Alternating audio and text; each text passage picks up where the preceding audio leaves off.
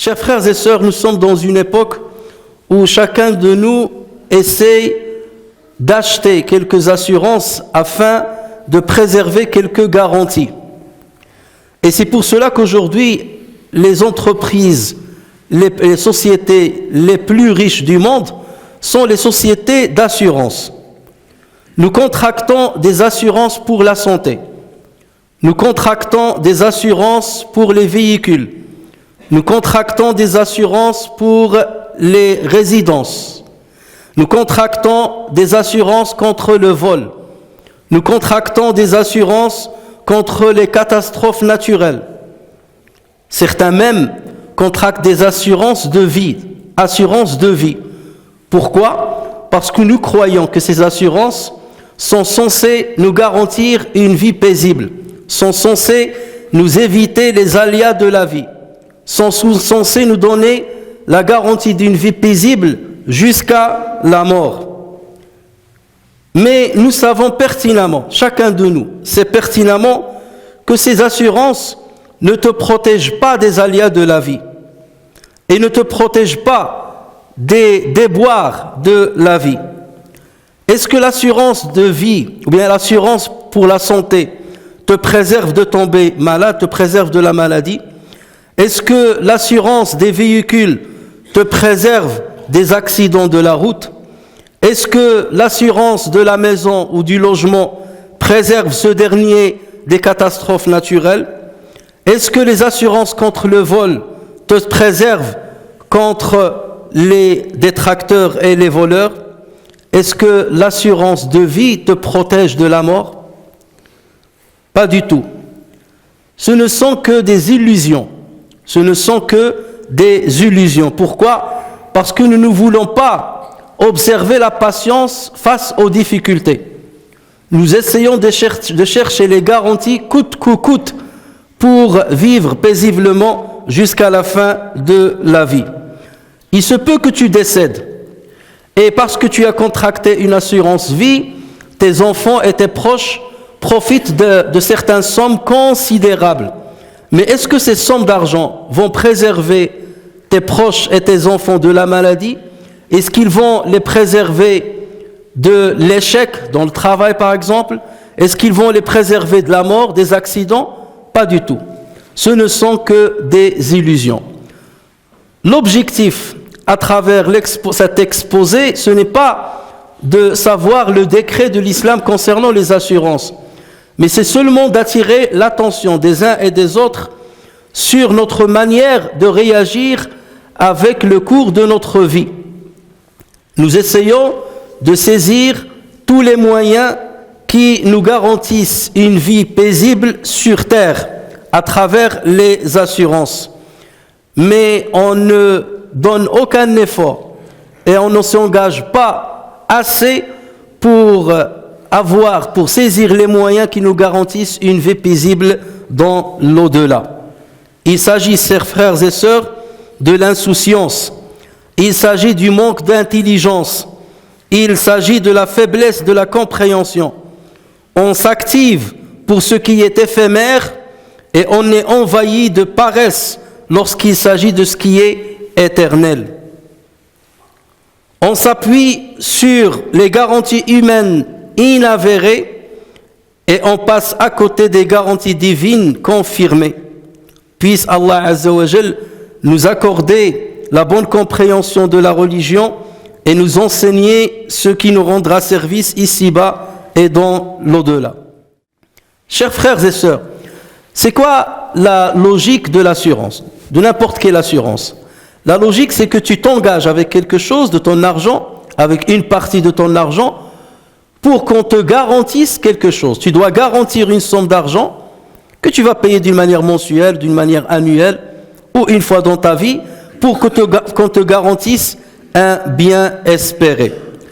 Et cette logique-là a été utilisée par le prophète sallallahu alayhi wa sallam dans un hadith bon rapporté par l'imam Ahmed, dans lequel le prophète sallallahu alayhi wa sallam dit: garantissez-moi 6 choses de votre part et je vous garantis le paradis. Voilà, tu veux avoir une assurance, mais il y a une grande différence entre l'assurance proposée par le prophète sallallahu alayhi wa sallam et les assurances terrestres proposées par des sociétés commerciales. Garantissez-moi 6 choses de votre part et je vous garantis le paradis. Soyez véridiques lorsque vous parlez. Ne manquez pas à vos promesses lorsque vous promettez. Rendez ce qui vous est confié. Préservez votre sexe de tout rapport interdit. Baissez le regard et ne causez pas du tort à autrui. Et ne causez pas du tort à autrui. Le garant dans cette transaction, c'est le prophète sallallahu alayhi wa sallam. Et si le prophète sallallahu alayhi wa sallam a donné une telle garantie, la garantie du paradis, de mériter le paradis, c'est qu'Allah azza wa jalla lui a enseigné cela. C'est qu'Allah azza wa jalla l'a informé de cela. C'est que le vrai garant, derrière la parole du prophète sallallahu alayhi wa sallam, c'est Allah azza wa jalla. C'est lui qui est garant de cette transaction. Y a-t-il plus véridique que la parole d'Allah? Certes, sa promesse arrivera sans nul doute. Allah ne manque jamais à sa promesse. Ce sont 3 versets coraniques. Il s'agit d'une garantie contre une garantie. Il s'agit d'un respect d'engagement contre un respect d'engagement. Tu respectes ton engagement concernant ces 6 actions, Allah Azza wa Jal respecte son engagement pour t'accorder le paradis. Et quels sont ces engagements? Lorsqu'on les écoute, ce sont des engagements qui sont à la portée de tout le monde. Ce ne sont pas des engagements, ou bien ce ne sont pas des œuvres qui sont réservées à une catégorie de personnes plutôt qu'à une autre. Même les assurances, ils ne sont pas à la portée de tout le monde. Lorsque tu es riche, tu as de l'argent, tu peux te permettre certaines garanties qui accordent un maximum d'avantages. Mais lorsque tu es pauvre, lorsque tu es démuni, comment veux-tu acheter une assurance?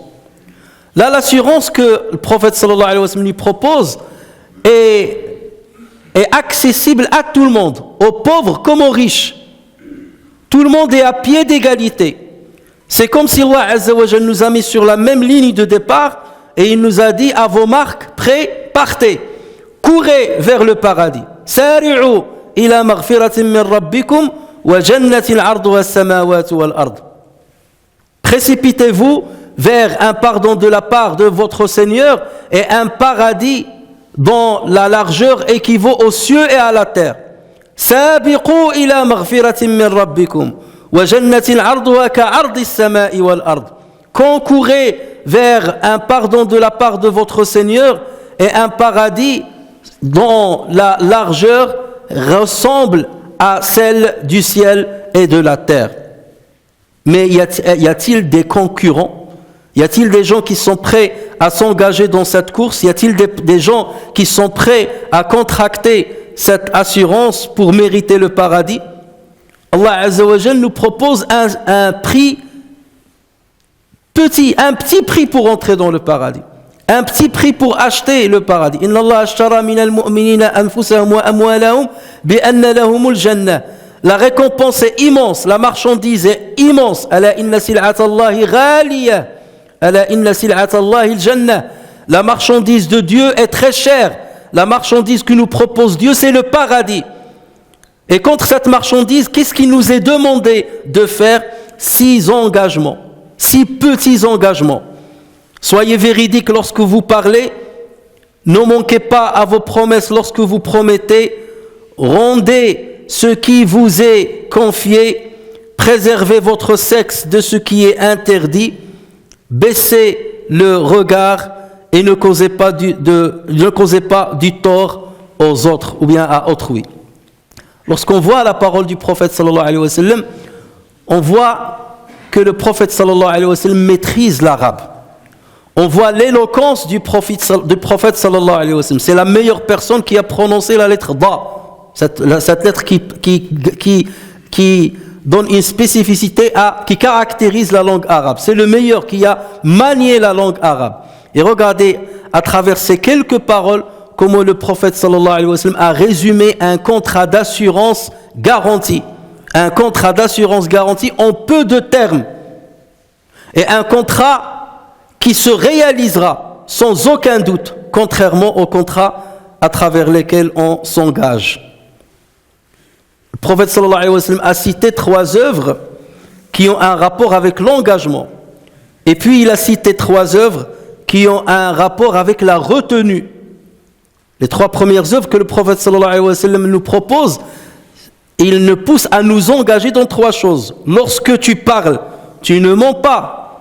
Lorsque tu promets quelque chose, tu la respectes. Et lorsqu'on te confie un bien, tu le sauvegardes et tu le rends à son ayant droit. Donc là, ce sont des engagements. Et les 3 dernières œuvres qu'il a citées, ce sont des œuvres qui ont un rapport avec la retenue. Te retenir contre l'adultère, te retenir contre la fornication. C'est pour cela qu'il a dit: préservez votre sexe contre toute relation interdite. Retenir ton regard pour ne pas voir ce qui est illicite. Baisser le regard devant l'autre sexe pour ne pas stimuler ton plaisir, pour ne pas stimuler ton désir, au risque de tomber dans l'illicite. Et ensuite, retenir ta main pour ne pas causer du mal à autrui. Retenir ta main, retenir ta colère, retenir ta volonté de vengeance, retenir ta haine, retenir ta cupidité pour ne pas faire du mal à autrui. 3 œuvres d'engagement et 3 œuvres de retenue. Donc voici ce que le prophète sallallahu alayhi wa sallam nous propose dans ce contrat gagnant-gagnant. Chers frères et sœurs, le premier engagement que nous demande le prophète sallallahu alayhi wa sallam pour nous garantir le paradis, c'est la véracité. C'est d'être véridique lorsqu'on parle.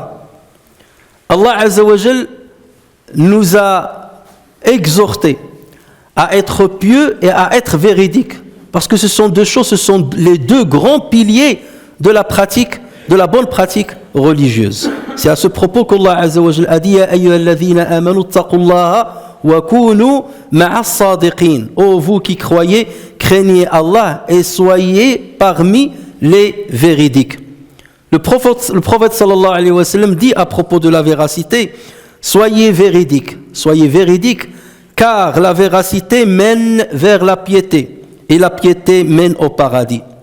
Et l'homme ne cesse d'être véridique et de chercher la vérité jusqu'à ce qu'il soit inscrit auprès d'Allah comme un véridique. Et s'il est bien entendu inscrit comme un véridique, c'est qu'il méritera le paradis. Celui qui cherche la véracité, celui qui cherche à être toujours véridique, ne commet pas ce qui le pousse à être menteur. Parce que pourquoi on ment? On ment généralement parce qu'on veut cacher une vérité que les autres n'aiment pas entendre. Et souvent cette vérité est quelque chose qu'Allah Azza wa Jalla n'agrée pas. Parce que tu sais que Dieu n'agrée pas cette chose, parce que les hommes n'agréent pas cette chose, donc tu essaies de mentir dessus pour qu'on ne dévoile pas ta mauvaise personne, qu'on ne dévoile pas le mauvais côté dans ton comportement. Et la personne normalement qui cherche à être toujours véridique ne commet pas ce qui le pousse à être menteur. Tu dis, mais pourquoi je vais faire ceci et être obligé de mentir le lendemain? Ta femme te dit, pourquoi tu rentres à 2h du matin? Tu dis, j'étais avec les copains en train de voir le match. Alors que tu étais à la chicha en train de fumer, ou tu étais au bar en train de boire, ou tu étais chez une copine en train de forniquer. Donc lorsque tu veux être toujours véridique, tu ne commets pas ce qui te pousse à être menteur. Voilà pourquoi celui qui cherche toujours la vérité finit par être pieux. Et celui qui est pieux finit par être dans le paradis. C'est grâce au véridique que le Coran nous est parvenu comme il a été révélé au prophète sallallahu alayhi wa sallam. Imaginez si les compagnons étaient menteurs, ou si nos savants à travers les âges ont été menteurs. ils allaient falsifier la parole d'Allah Azza wa Jal, comme ce fut le cas pour d'autres religions. C'est à cause des menteurs qu'on a menti sur Allah Azza wa Jal. C'est à cause des menteurs qu'on a trafiqué des livres qu'Allah Azza wa Jal a révélés à des prophètes. C'est à cause de menteurs qu'on a attribué à Allah Azza wa Jal ce que ne lui convient pas, comme le fait de lui dire qu'il a pris un enfant, comme le fait de dire qu'il est le troisième des trois. C'est à cause des menteurs justement. Et c'est comme ça que les religions ont été falsifiées, trafiquées, c'est comme ça que les gens ont été égarés. Et c'est grâce à des véridiques que le Coran nous est parvenu, il a été préservé. Parce qu'ils n'ont pas osé mentir sur Dieu, et ils ont préservé la sunna du prophète sallallahu alayhi wa sallam, parce que ces véridiques n'ont pas osé mentir sur le prophète sallallahu alayhi wa sallam. Et combien même il y eut des menteurs qui ont menti sur le prophète sallallahu alayhi wa sallam, et qui ont forgé des paroles sur le prophète sallallahu alayhi wa sallam, il y a toujours eu des savants qui ont tamisé cet héritage-là pour nous en laisser ce qui est véridique et rejeter ce qui est forgé ou ce qui est faible. C'est à cause du mensonge que les relations familiales, que beaucoup de relations familiales se sont coupées. C'est à cause du mensonge que plusieurs mariages se sont délabrés. C'est à cause de mensonges que plusieurs enfants se sont égarés. C'est à cause de mensonges que le feu de plusieurs guerres a été allumé. Et tout le monde se rappelle des mensonges qu'on a fait contre certains pays qui détenaient soi-disant les armes de destruction massive. Et c'était le justificatif qui a poussé certains à tuer des milliers, des centaines de milliers de personnes à cause d'un seul mensonge. Voilà pourquoi le prophète sallallahu alayhi wa sallam nous met en garde contre les mensonges. Wa iyyakum wal kadhib, méfiez-vous du mensonge, car le mensonge entraîne vers la perversité, et la perversité mène en enfer. L'homme qui persévère sur le mensonge et qui cherche à mentir sera inscrit selon le jugement d'Allah au nombre des menteurs. Et un menteur ne peut en aucun cas accéder au paradis. Donc voici la première œuvre, voici le premier engagement que le prophète sallallahu alayhi wa sallam attend de nous pour nous garantir le paradis. Et c'est quelque chose qui est à la portée de tout le monde. C'est de faire ce qui agrée à Allah Azza wa Jal pour ne pas avoir besoin de mentir aux gens et ne pas avoir besoin de mentir à Dieu et de ne pas avoir besoin de mentir à soi-même. Allah dira, donc le Coran dit, Allah dira, voilà le jour où leur véracité va profiter aux véridiques. Voilà le jour où leur véracité va profiter aux véridiques. Ils auront des jardins sous lesquels coulent les ruisseaux pour y demeurer éternellement. Allah les a agréés et eux l'ont agréé. Voilà l'énorme succès.